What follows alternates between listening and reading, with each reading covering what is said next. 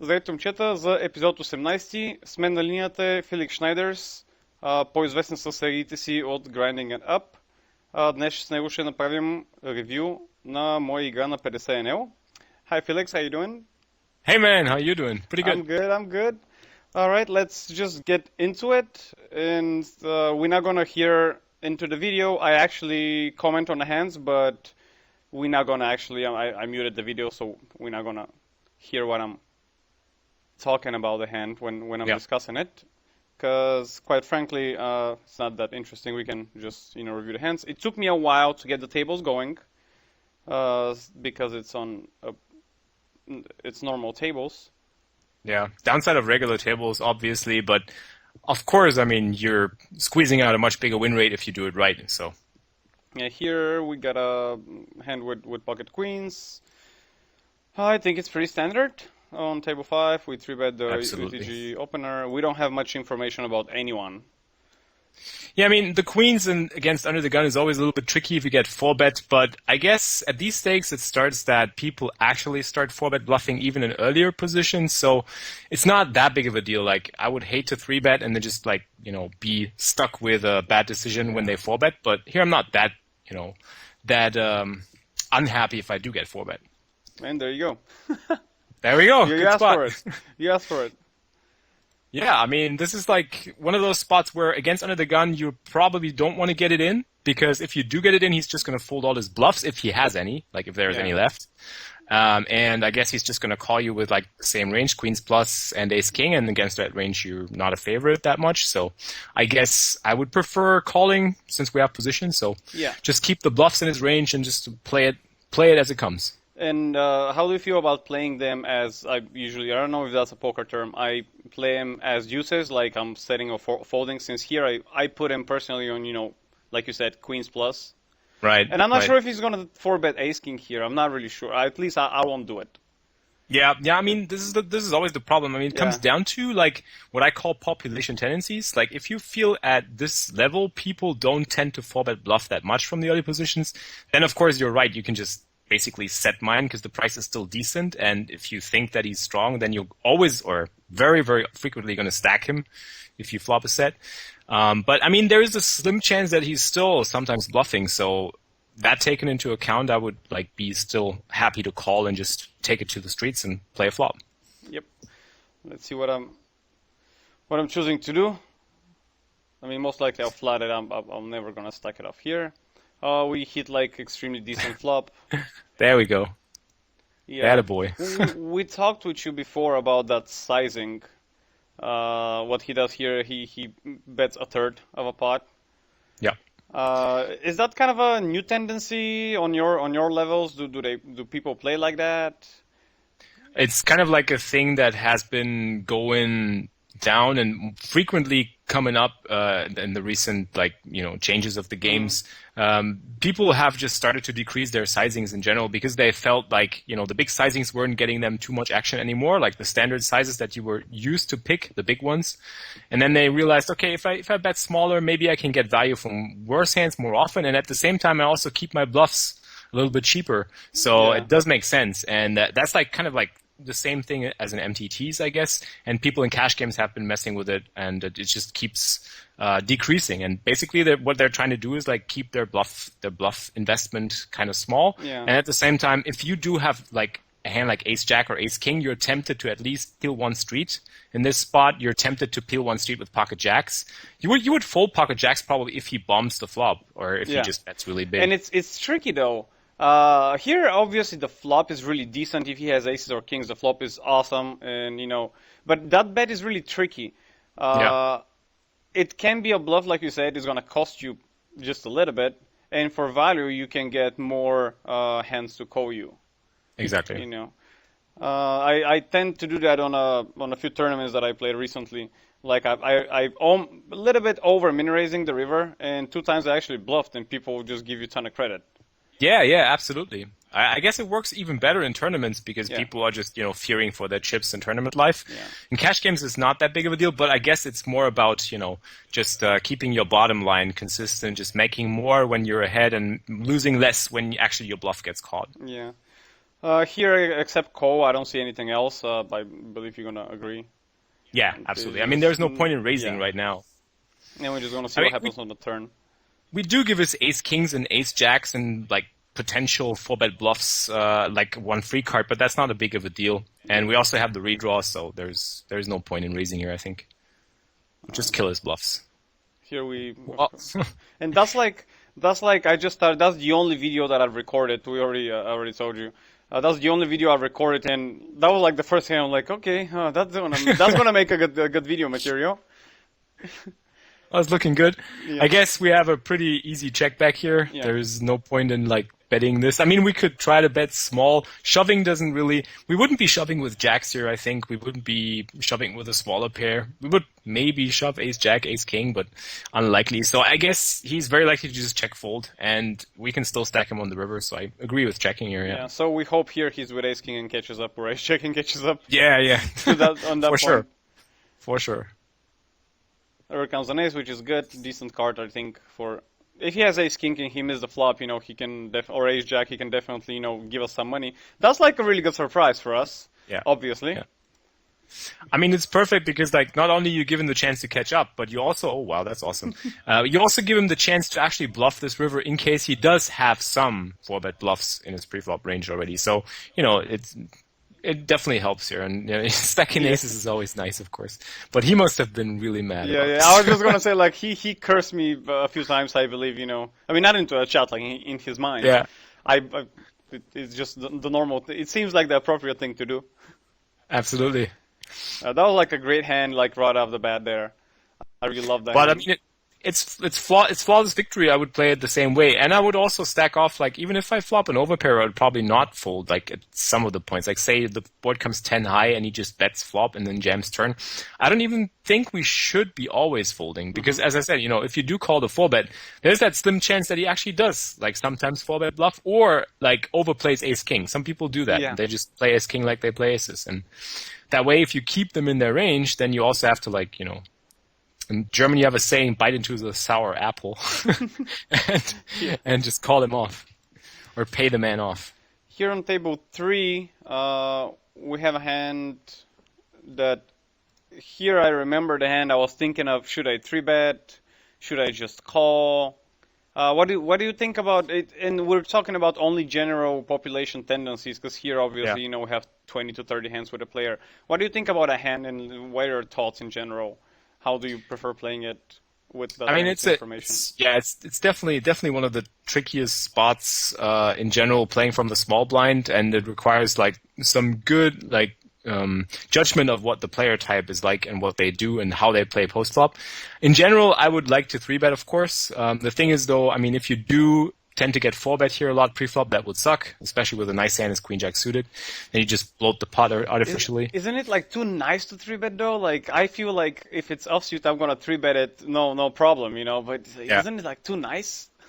Yeah, but it also plays really well in the 3-bet pot. I mean, it does have like really great playability. You flop tons of really good draws that you can just play aggressively. Also, when people flat you, you're not that often dominated, which is also quite nice. And it's like one of those hands that it plays really well in pretty much any poker situation, I would say, unless you're facing an all-in pre-flop, which would really suck.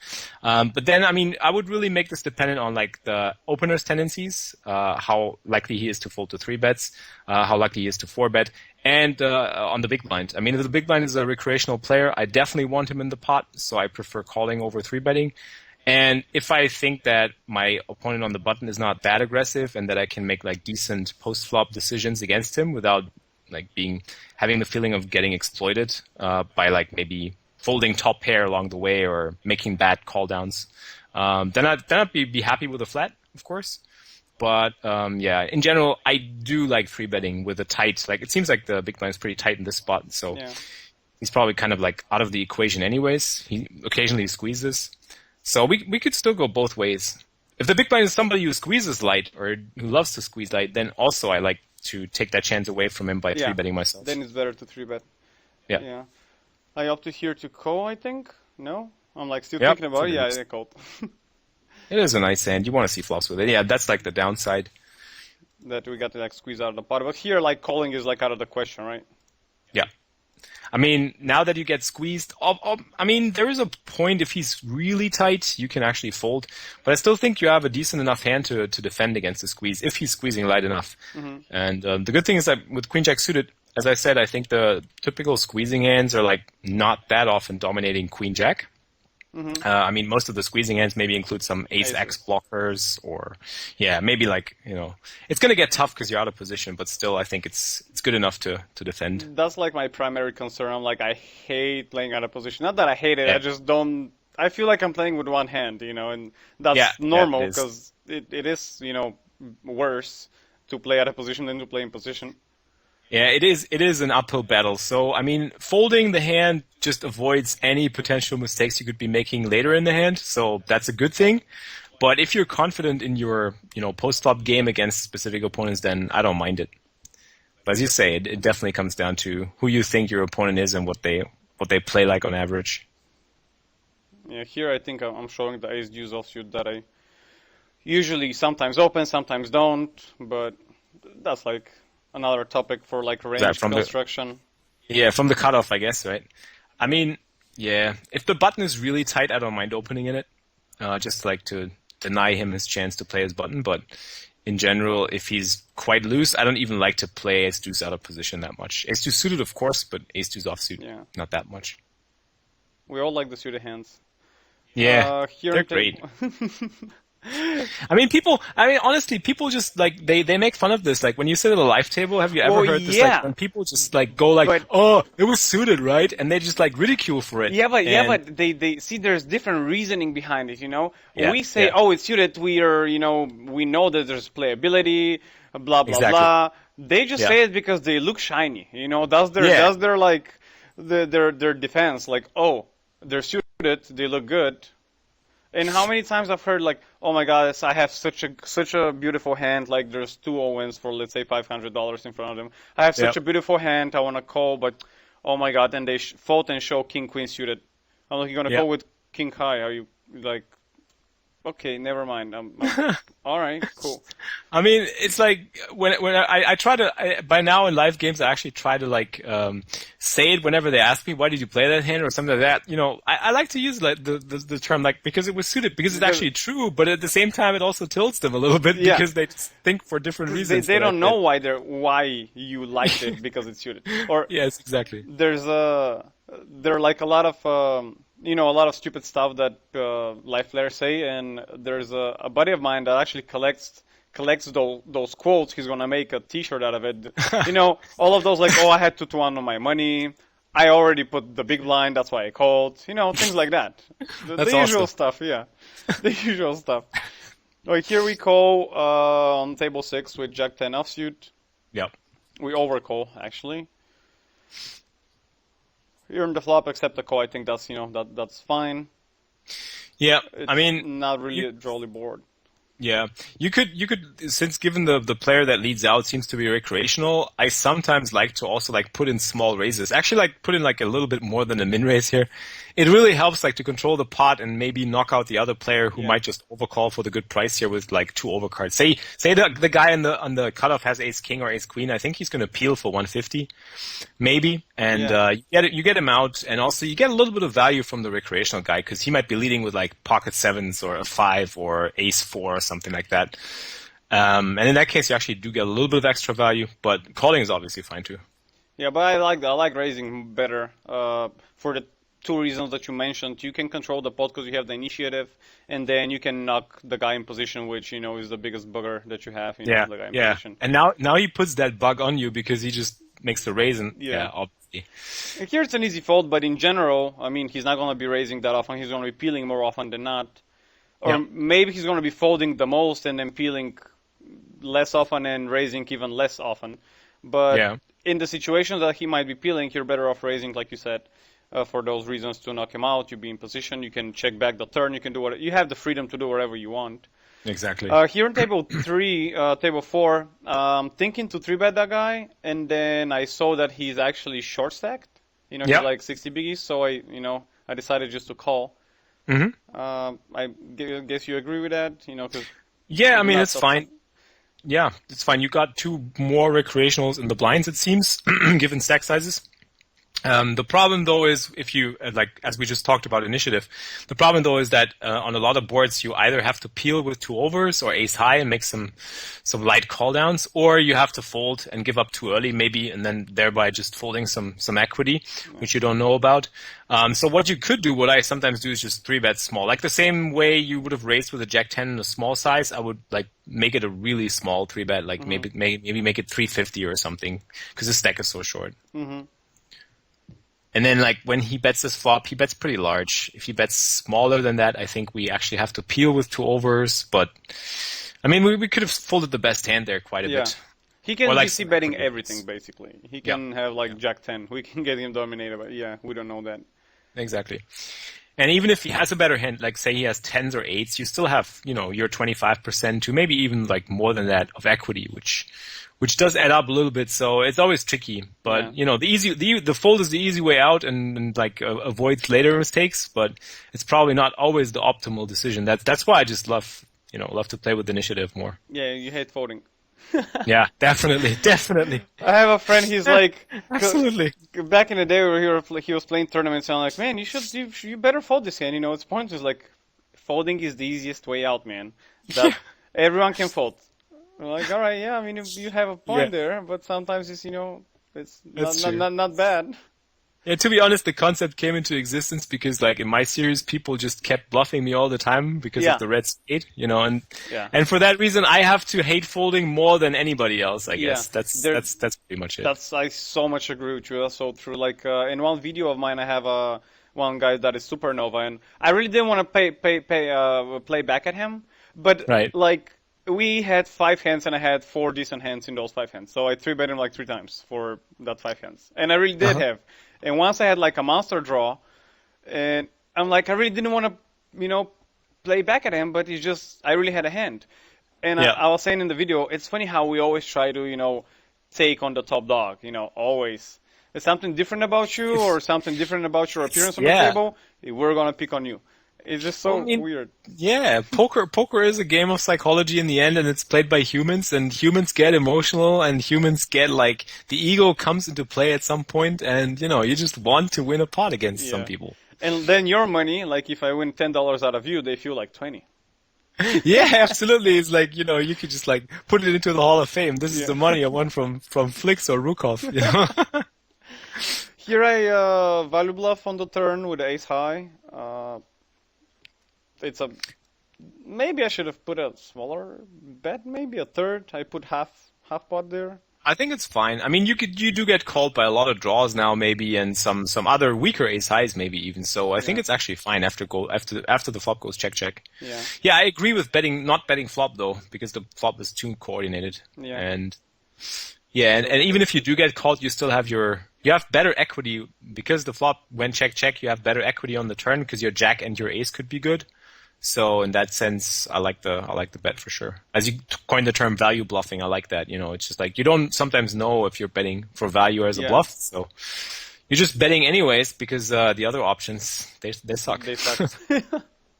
That's it. Suited aces from early position. I open all of them. Fine. Yeah. Exactly. Fine. Exactly my type of play. Yeah.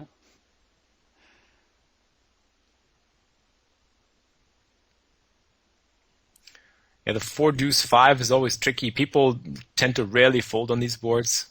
Yeah, because they have at least 2 overs. That's at least 2 overs.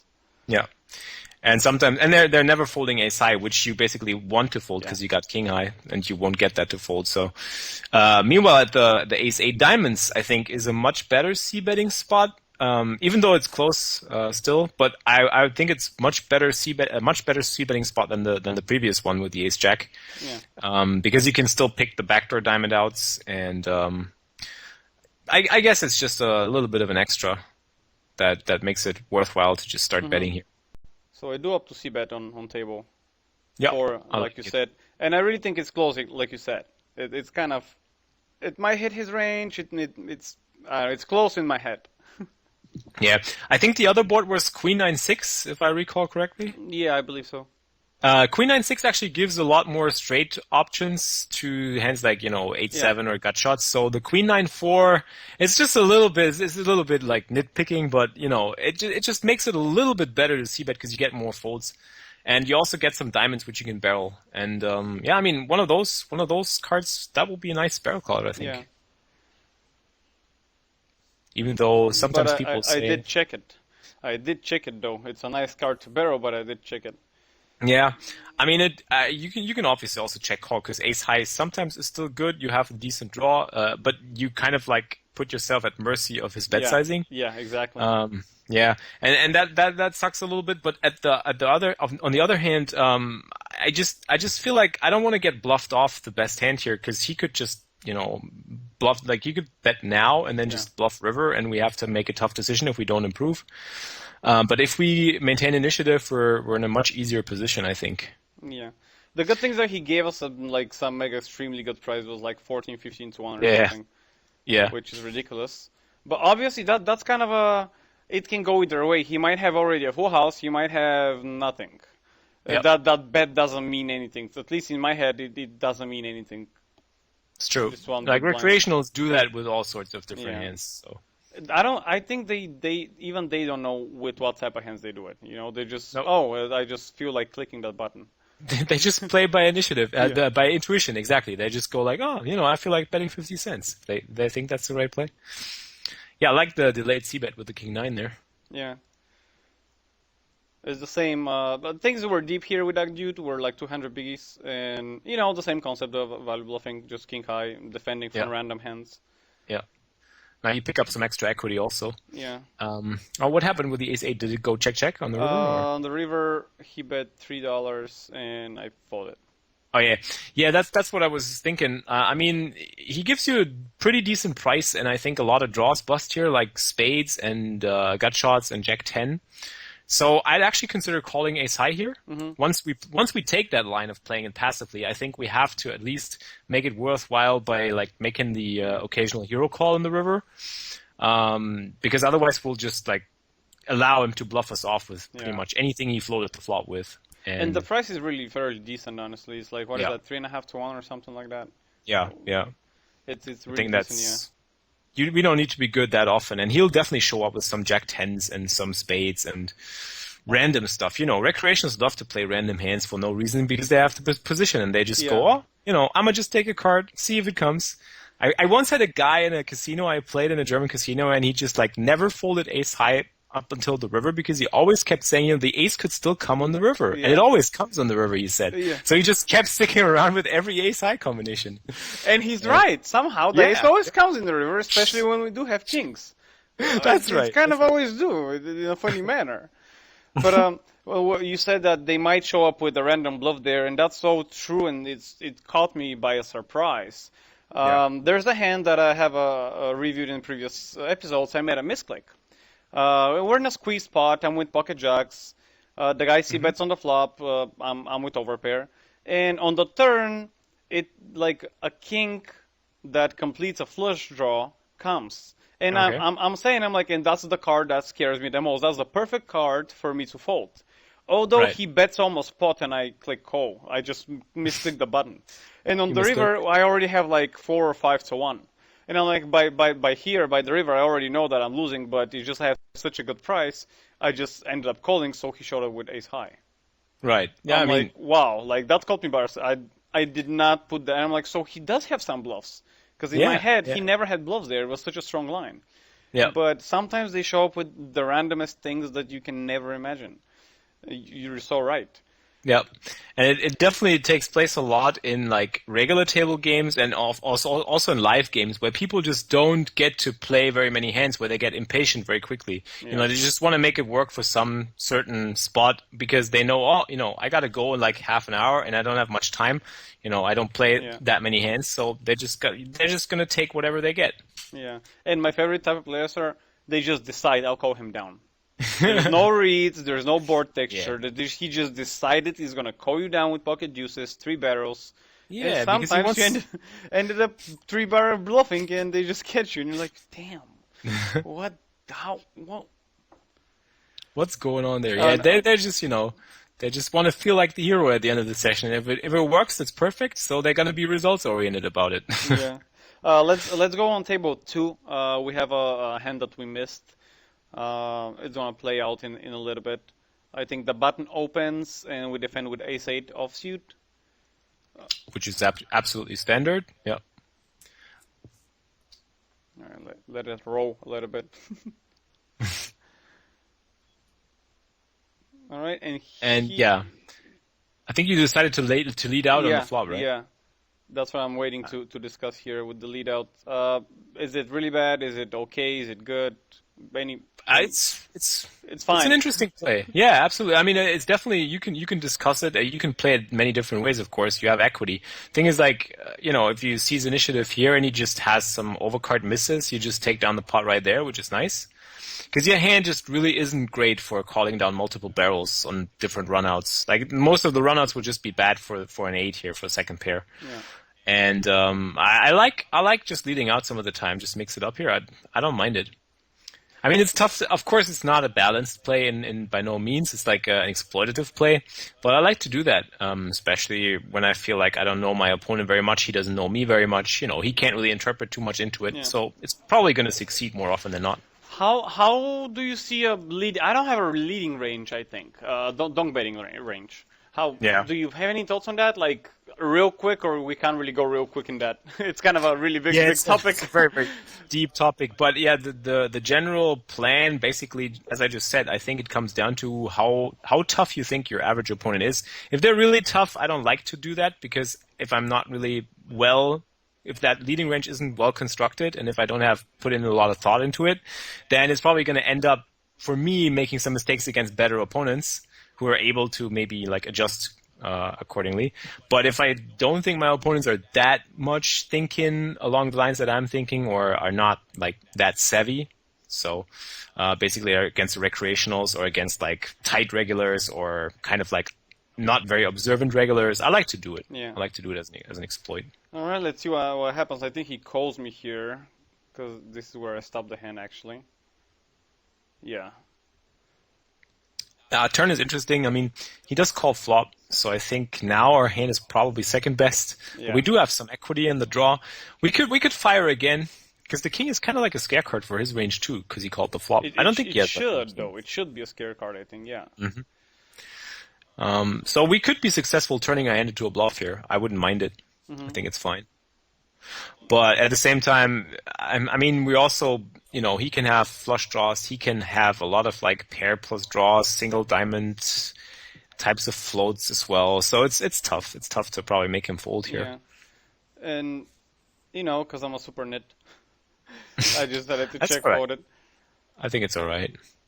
Ace 10 here on table 6. Going for a 3-bet, I think, but I don't think I want to do it because now I see the guy short, and I think I believe I saw that into the video. So Yep. as you can tell, I'm like thinking I just automatically go for the 3-bet just because of the ace blocker, and it's not as good. Yes, yeah, I folded the hand. You think that's normal? I guess with ace, you get the ace blocker. The hand is not so pretty as if it was suited. Yeah. So Yeah. I mean, again, he's so short, you don't have to take the spot. He opens under the gun. He does open very wide, it seems, on the first couple hands. Yeah. So I think there's some value, actually, in 3-betting ace-10. But again, I would just, if you decide to 3-bet, I would just go for a very small 3-bet, make it like $3 in position, and just take it from there. But you could also just fold it, of course. Yeah. There's, you don't, like, especially against the early position opens, you don't have to play all the hands. Yeah. But it it also... you can yeah. fold. It's allowed. The button's there, right? Yeah. I think we would have made quads. No, he's in the small blind. This is a different This is hand, a different right? hand, yeah. I fast okay. forward the video I only see, for yes. the spots that we actually have, Right. to discuss. Because there were some spots that there's nothing to discuss. Here on Got it. table 3, I pause it right on that guy is 16-15 for 56 hands. Yeah. Here I'm thinking about the squeeze, the fold, and the call. He's gonna have fairly narrow range, tight range. So squeeze might be not the greatest idea. For a call, I don't like it because I'm gonna Yeah. be playing dominated range really often.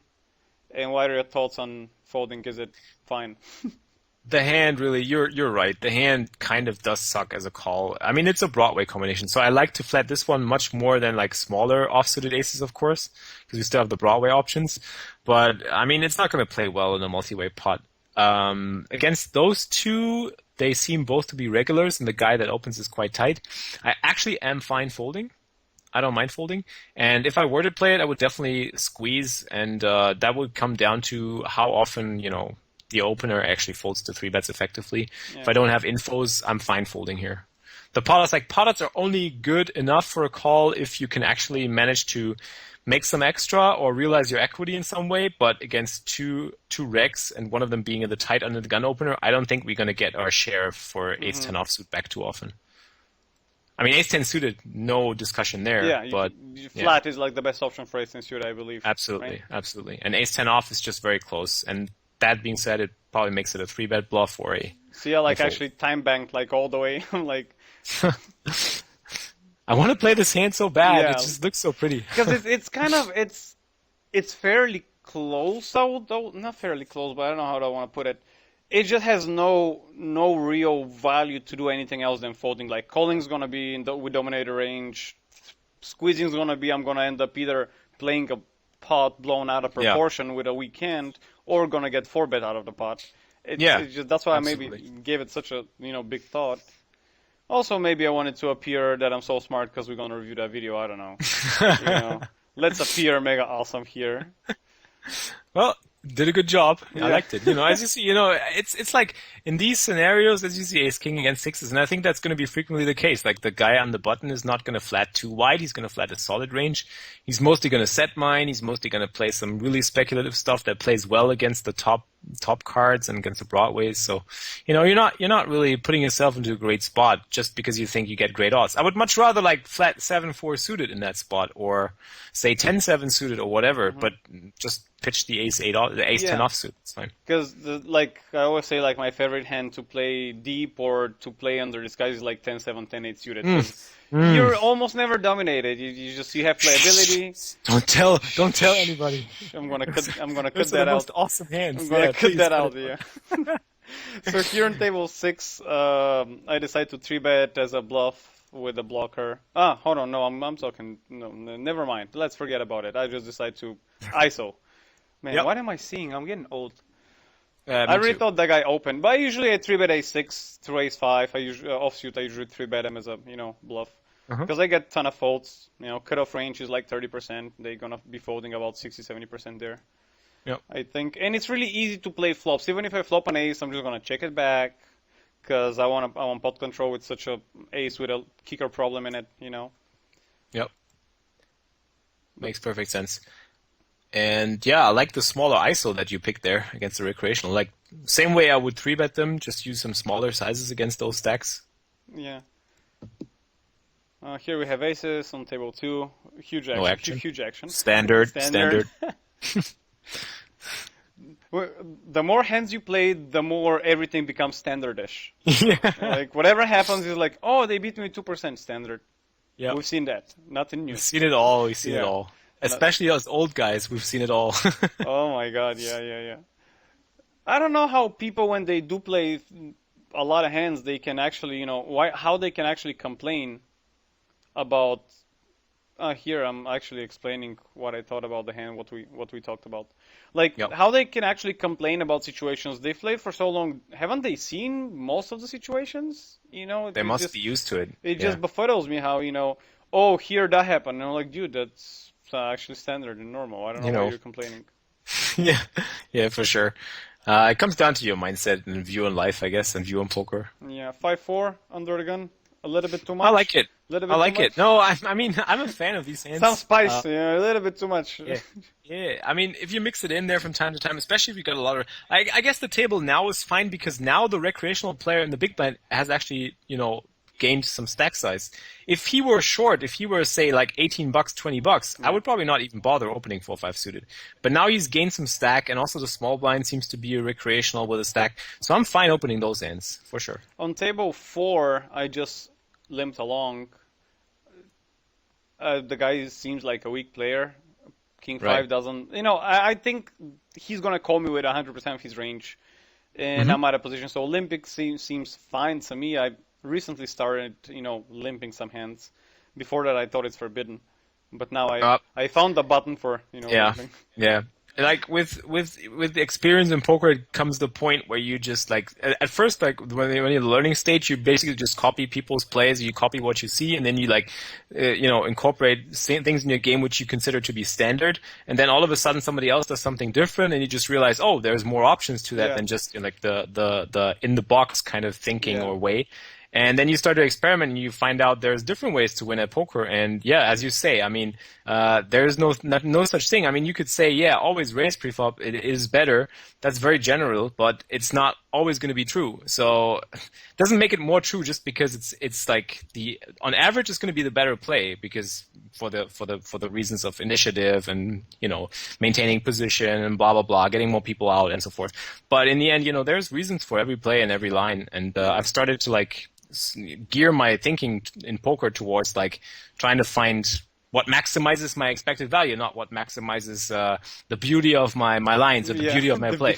You don't Right? get points for that, right? Yeah, You yeah, don't exactly. get points. But Yeah, it's really interesting how, let's say, 30 years ago, to 4-bet with ace-4 was considered extremely stupid and yeah, narrow and forbidden, and that's so, how can you do that? Now it's like, oh, so that's your in 4-betting range. Okay, cool. I mean, I see.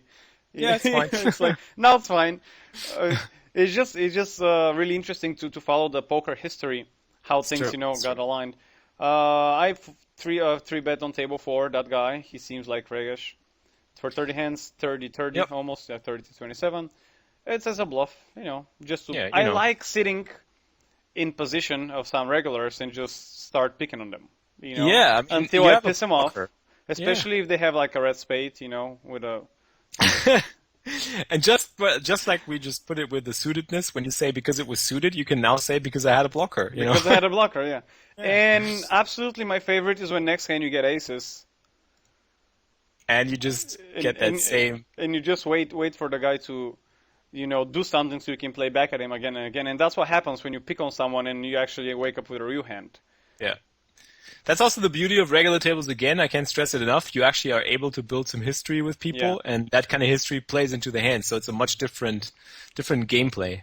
And here, that's exactly what happens. The guy opens again, and now we're gonna two-bet him again, which is great because now we actually can expect, him stacking off later, Yeah. four-betting later, and so on later. Yeah. But let's see how that's gonna play out. Here's a Pretty really, good flop. yeah, the flop is like awesome. I'm thinking about like I think I'm putting like half bet there, which I'm gonna do with Yep. everything, and I'm trying to think of what I'm gonna do if I'm on the other guy's in the other guy's shoes. What's gonna confuse me, and how I Yeah. can make the play. If I was the other guy, how can I make the play for myself bad? Right. Right. I mean, for him to be continuing here, it's tough because there's probably not going to be very many kings in his range since he flatted, unless he's like a type of tight regular who also flats ace king out of position.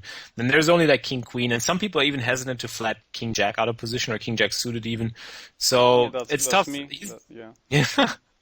I mean, it's you're gonna have more kings in your range than he has in his. So that being said, the board is tough for him to play, and he's probably gonna have a lot of like medium pairs. Some people just flat medium pairs there all the way, and that way he's probably just gonna call one bet for sure because he thinks, oh, you might be bluffing the king high, so my nines could be good, so he calls.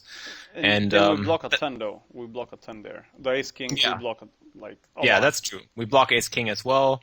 So yeah, now it's getting really tough. I think like I'm not really worried about being beat here too much, but I'm much more worried about getting paid. Hmm. That's kind of my concern here in this spot. And here you advise like a second bet, I believe, or do you, I'd probably be yeah. I'm thinking. I guess it could be both are good though. Check back is deceptive. He can bet yeah, on the river. We can just yeah, just call on the river if it depends yeah, on what card rolls. yeah, Yeah, we really have to go in really huge detail to see which one is more EV, and we have to know the player. But as yeah. the information we have now, I think both plays are fine. What do you think? Yeah, absolutely. I mean, checking back is probably fine. The problem though is that if he has nines through jacks, he's probably not going to pay any more anyways. Like he's not going to probably turn it into a bluff. He might. I mean, Yeah. some people might, but I guess in general they don't. We could also bet really small here. We could like go for a third of the pot A again. third of the pot again, yeah. Yeah, 650, I 650. actually that was the first time I saw a sizing like that, and I'm kind of, people do that here. Okay, Yeah. that's legal. All right, it's allowed. All right. Yeah, it goes with what we said. The standard play is just to go half pot all in. Yeah. And then you can still, you're free to deviate from that if you just feel like you know where your opponent's at, I like doing that on the river with a third bet, and I'm Yeah. polarizing there a lot with bluffs and value hands, but I like Yeah, it you on the can still river. bluff. Yeah, I like it. You can still bluff on the river for a small size too, which is nice. Yeah. Let's see what I opted to do here, because here you're open for a check raise, and versus a check raise, is it an easy fold? If you bet, let's say 10 here, he ships it. Is it easy fold? Is it easy call? Is it easy at all? If we bet big and he ships, I think it is a fold. I think we're just way too often looking at king, queen, pocket eights, pocket queens. Very likely. And there's not a lot of draws, so we can give him, Yeah. he might have, a flush draw or a straight draw. Yeah, I mean, he would have to float the flop with specifically like Jack 10 Jack of 10, spades, yeah. or Jack 10 of hearts, or Ace Jack of spades, or something like that. And yeah, I don't think that's going to be likely. So. And that's considering that even we already 3-bet him once and got him out of a pot, even if he's more likely to go a little bit more lighter and a little bit more aggressive into the hand, still it's kind of a long shot for him to do that with a Jack 10. Yeah, for sure. All right, king comes on the river. Really nice, interesting card there. Well, does reduce some more king X combos. Yeah. But if he bets, I mean, as I said, I think he needs to be turning like some pair into a bluff. What sizing you gonna call here? Like I'm thinking maybe $10, 12. I would go. I'll call down, but Very, very, very tough spot. Very tough. I mean, it is a tough spot whatever he bets. It really doesn't matter how much he bets. I wouldn't feel good about my hand. I mean, it's just like I feel there's just not much left for him to bet, to be honest. I mean, what kind of hands could I expect him to bluff here or to turn into a bluff? And I would expect a check from him most of the time, to yeah, be honest. because you said some people turn nines into a bluff, but there's kind of he won't make me fold a queen, let's say. So if he bet nines, he should have bet him like pot to make me fold a queen. A king I would never check back on the turn, I believe, unless I'm like with set of kings. But set of kings I will not bet on the flop, so obviously I don't have quads. Right. But it's a really interesting hand, at least to me. Definitely. And something else I was going to tell you, it's not about the hand. Isn't it funny how back in the day when the flop comes king deuce, we're like, oh my god, he might have a king. Now we're like, oh my god, he won't have a king. He won't have a king. Yeah, it's just how poker developed. It just befuddles me a lot, But beware that poker goes in cycles, just like history, and people will have more kings again in the future. They will have more kings again. Yeah. Yeah, and then like 2 years, we're gonna do another video, and we're just gonna say, oh, he's gonna have tons of kings in that spot. Let's see what he does here, though. We pray for a check, I guess, here, then. But yeah, because it's kind of stupid for him. I mean, there's no if he's with our perception in our grasp of the game, there's no point of him bluffing if he knows that we're not gonna be folding anything that it has a pair basically. Yeah, like we're not gonna fold tens. The only reason I could see, like the only reason I could see for making I mean the only way for him to bluff here is because of the dynamic, and he just thinks you might be picking on him, and he just goes crazy for whatever emotional reason right now. That's kind of like the only reason I can find for considering a call here, I guess, for that size. But in his eyes, we don't have a king. We might have king queen, but there's lesser combos because we might check him. It's a dry board, no problem. Sometimes we can check king queen. Yeah. So that gives him more courage to bluff, I guess. But again, if he has nines, we're gonna check ace high anyways. He's gonna win with nines, so that makes it pointless. That's my point. But if he has tens and he has nines, but that's a really nitpicky spot. Like he has to be sure that we have tens and we're gonna fold him. It's weird. But what do you do in that spot? Let's stop with theories. But what do we do now? Like I'd probably just make it come down to my like I'd consult the force basically, you know. In that spot, I just go with the force and just like With the force. feel it out. You just feel it out and just like yeah, I kind of do that from time to time. You know, if the dynamics of like you can sometimes feel the dynamics of the table if you feel like from his timing or from anything that's off, you feel it's odd for him to bet. Then I might be calling, but. The only reason I would be calling is because I just feel I created a certain dynamic where he might be likely to have some weird bluff. And your hand is disguised. Yeah. Which is like... Yeah, that's a check back is definitely disguising the hand, so... I'm like trying here to look him up, you know, make some some out-of-the-box read. Like, let's see if he plays a lot of tables, he might be good. Which has nothing to do with the reality, though, what I mean... Yeah. By the way, meanwhile, at the other tables with the ace-queen and the ace-jack, I would both re-raise. Let's see I think. where that was. Ace-jack here, squeezing. Yeah. Basically, this would be a good spot in position to just isolate the recreational guy and just get rid of the under-the-gun raiser. This time we're in position, so we don't mind to play the hand even when we get called. And if we get 4-bet, that's okay, because ace-jack is like, you know, too often dominated. Yeah. So I'm okay 3-bet folding that type of hand. And since there is a recreational play in the pot, I'd definitely be happy to play this hand in some way. Ace-queen, you said 3-bet. I'm not disagreeing with you, but in my defense, if I may say. Just calling any now and if it's offsuit, I'll definitely 3-bet, but every now and then just calling versus middle position is kind of more narrow than the cutoff range. It's true, we still have, you know, we still dominate a lot of hands, and it's a re-raise for value, I understand, but I just want to throw that out there to the guys who are watching. When Flix says 3-bet, it doesn't mean 3-bet 100% of the time, every time, all the time. You might throw in, you know, sometimes you might want to play a smaller pot with a suited hand. It's fine. Although re-raising for value, it's, you know, the better option most of the time. That doesn't mean you should do one thing 100% of the time. You know, keep... That's right.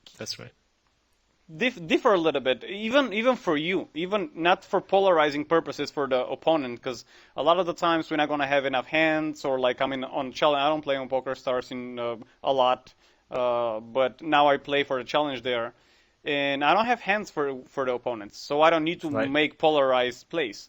But just make it for you to start like getting used to playing that type of hands with not in a 3-bet pot.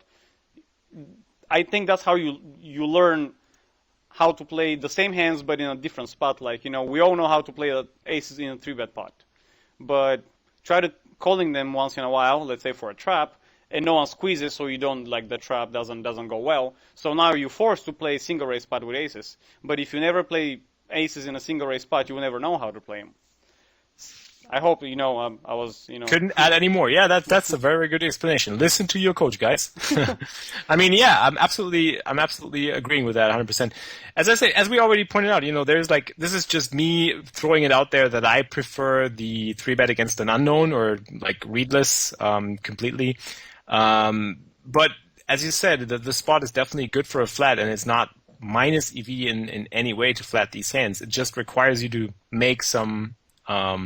maybe more tricky post-flop plays, because you know when to you have to know when to continue and when you're in danger to be folding too much equity and stuff, and that's something you can only do by gaining experience by playing, basically. Yeah, here on table one, here it might go exactly the same what I just said. You know, I might 3-bet because I'm so more inclined to 3-bet ace deuce offsuit. Because here I might, you know, get the other people join in. I might get squeezed and call, and I'm not going to be dominated that often. I'm not going to be ahead that often, too. It's kind of a, you know, I might be squeezed with a stronger or a weaker hand. Although if I have like ace deuce and I get squeezed, I'm definitely going to have a weaker hand in general. It shows that pre-flop poker and no limit hold'em is just so... there's just so much to it. It's not like you can like throw out a game plan and say like, you know, I'm going to do this and that 100%. As you just said, it all comes down to who's sitting next to you, who's still to act, what the tendency of the openers are, what the average players are playing post-flop like, and so forth. So there's like a whole like world of like different factors coming into what kind of pre-flop decision is going to be the best at that given point in time. Yeah. And yeah, it's really complex. That's what makes Nolan Hold'em so beautiful and complex, I think. I totally agree with you. We still haven't called or folded the aces. See, I opted up on table one, and now we folded the aces. Yeah, I think it's fine. Yeah. I kind of later I'm like, oh, I don't know how we're gonna go with that hand. I wasn't sure, but I'm like, honestly, I'm like deep down, I don't care that much. I lost like $9. Okay, cool, Yeah. big deal. Yeah. Here on table one, I just decided to flat, like I was explaining. And it's not, sometimes we beat each other up so much for some stupid spot that it's so irrelevant in the long term and in our life. It's like, oh my God. For sure. Yeah. For sure. Because in general, like most people wouldn't be bluffing there and would just go check, check. Yeah. And like just this one particular guy in this one particular spot, if he decided to bluff you, well, so be it. Big deal. I always say to my students that if you're scared to get bluffed, start playing chess. Because as long as you play poker, you're gonna be bluffed, and you're gonna be bluffed. Yeah. You're gonna get bluffed for sure. Yeah. If you don't want to bluff and you don't want to get bluffed, start playing chess. It's easy. You're never gonna get bluffed there. Everything's there. Everything's That's true. All right. I mean, also the thing is to be said about this is that you have to be bluffed, and you have to get bluffed, and you also have to fold even when you're bluffed, because on average, if you do the call 100% of the time, then you'll just end up losing 80% and maybe just catch a bluff 20%, and then you're still going to be feeling like the hero when you caught the bluff 20% of the time, but you're still not going to turn a long-term profit with it. Yeah. So that's the thing. Here we got 3-bet cutoff versus button with 9-7. I decided to fold him. Not a big fan. Sometimes it depends on the player, but here I have no real read on the player. We have no hands, nothing. So I just decided to fold it, and it's the easy way out, I know. But yeah, but I mean, you're out of position, uphill battle. His sizing is quite large, so yeah. I guess I'm agreeing with the fold. Do you hear your kitty cat? Oh yeah, can you hear him? Yeah. They want food. Here I can tell I rewind, fast forward, because it's maybe not anything interesting. We defend table one with ace jack, and he c-bets. He's short. Oh, one sec. Let me just all right. That's for the cat. Can you pause for a sec? Yeah. So here the ace jack on a king 7 deuce, really dry board. Perfectly fine giving it up here. Although it's kind of a yeah, it's one of those spots where he's just going to c-bet pretty much anything, and he will just be giving up some equity. But I'm okay. I would definitely call if it were ace jack of diamonds, spades, or hearts. I would probably with some backdoor. Yeah, right? Yeah. And the clubs, I'm okay to fold. Let's see if I guess I'm explaining something. Maybe what I just said. Right. I'd probably raise the ace 9 of the bottom left, just because it's a recreational, and I just want to knock out the regular who completed the small blind. Yeah. But other than that, I mean, that's fine too. Pocket fours. I remember what I showed that. Sometimes I open deuces through sixes. There's like a huge debate. Should you or should you not? Well, I always say if you can play certain hand. If you can play 7 deuce offsuit, good, you should open it.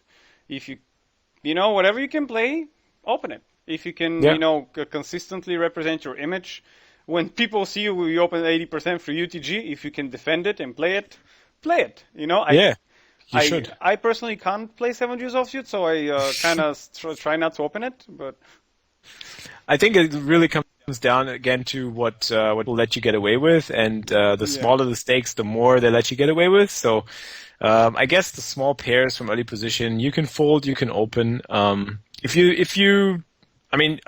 advice is probably to check your database and just see how you do with them. And if you feel like they're not making you any money, then just pitch them. And if you still feel they make you at least some money, then still open them, because they're very easy to play. I mean, it's just very, very straightforward, and one of the easiest. And also, if there's a recreational at the table, if he's in the blinds, I'd definitely go for the open there. But then people get tangled up in, I have to represent my range. I can have aces here, and I'm like, no, you get the whole idea wrong. No one cares about what you represent most of the time. and when they get called, let's say they open deuces and flop comes, whatever, they don't set, and oh, I represent aces here. Well, you can always, from any position, you can represent aces. You can open 7 deuce and represent aces, yeah. Yeah, there's another problem when you 3-bet, let's say you 3-bet and you miss the board entirely, and you're like, oh, I can represent overpair. I'm like, yeah, but when the board is ace high, what do you represent? Oh, then I have an ace. I'm like, you can always end up representing something. You can try. Yeah, I absolutely agree. You can try to represent some hands when the board does not hit your opponent's range, but you have to be sure of that. Yeah. And at the same time, your initial goal when you open those hands against recreationals or against worse players is to make a set. And if you don't make a set, you have to be very, very selective about the spots where you continue. On the micro levels, I don't know how long you played there, and if you remember. To my experience, though, because I'm more fresh with the micro level startup, when you do hit something, people pay off more often than on the medium stakes. Yeah, like for sure. When you hit a set, they might pay you off with a middle pair 3-betters, although on a, let's say 50, 100, and now they will not pay you with middle pair. Yeah. So exactly.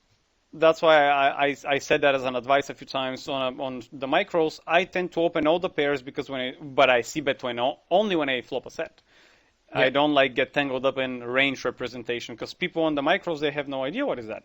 But exactly. On quite the contrary, on the higher levels, people are more understanding. They have more knowledge about what range is, but then they don't pay off that often. So there you can ditch them or create some other range.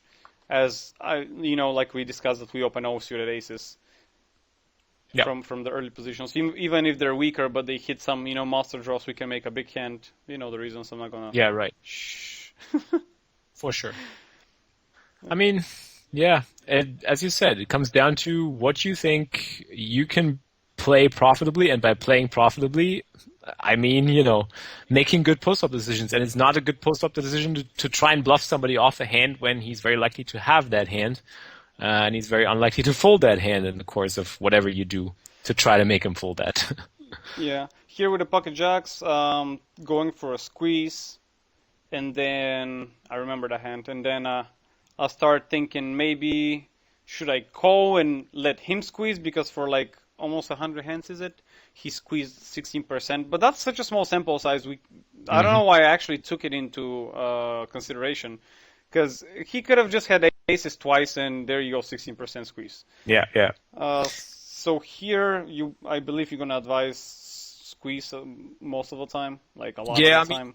Yeah, my main goal would just be to isolate the recreational player, and he min opens, so it's even more likely that he has a lot of more garbagey hands. Also, even if I do get squeezed, as you said, he might just end up with a strong hand anyways. And even if he squeezes and you say call or back raise, both options are not great because you're not making that much extra. If you back raise and he puts it in, you're still not feeling behind. Great about jacks. You're not. Yeah. You're still those jacks. You're maybe I should have not do that.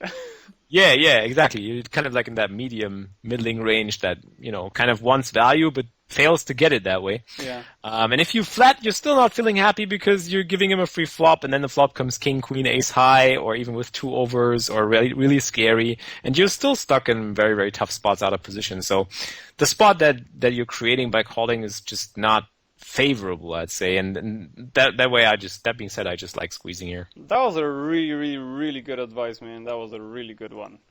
It's so simple, and the beauty of most things that are super good as an advice are so simple. Yeah, but usually you just fail to get them or fail to grasp them. I'm prone to this myself, Yeah. I know what I'm talking about. It's just you realize only after you've collected millions of hands of experience. That's the one thing to do it. Just find out by pure training and repetition, and then you just get knocked in the head 100 times until you understand. Yeah. Or you just find somebody who just shortcuts it for you. Shortcuts it for you, yeah. Well, thank you for being here to shortcut it for me. And cheers. Cheers. We flopped the best flop ever for folding, for check folding. That's no-brainer. Yeah. For sure. For 50 cents, we can call once. I'm allowed, right? Okay. Yeah. And then the jack counts and he beats us with the straight. But good, the 10 counts. Now I'm okay, good shot, but I don't go for those good shots. Yeah, yeah. It's It's $2. just He looks like he has king queen or something, so I'm okay folding there. yeah. It's not like The but you're so right about the squeezing opportunity that I missed there. And I think that's the end of the video. I think yeah, that's the end of the video. Uh, Flix, thank you for being with me today, doing that review. that's my pleasure. In the meantime, guys, keep playing. Wish you all the good luck on the tables. And remember, you can have either results or excuses, but never both. Yeah, I gotta remember that one. And keep grinding it up, everybody. Bye for now. Enjoy the teaser for the next episode. Bye. Bye.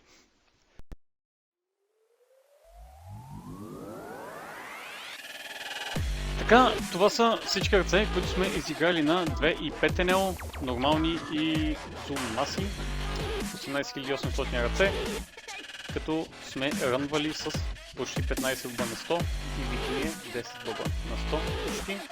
Играли сме 31 часа и половина приблизително. Играчката, пригответе се, рънвам с няколко стака над там.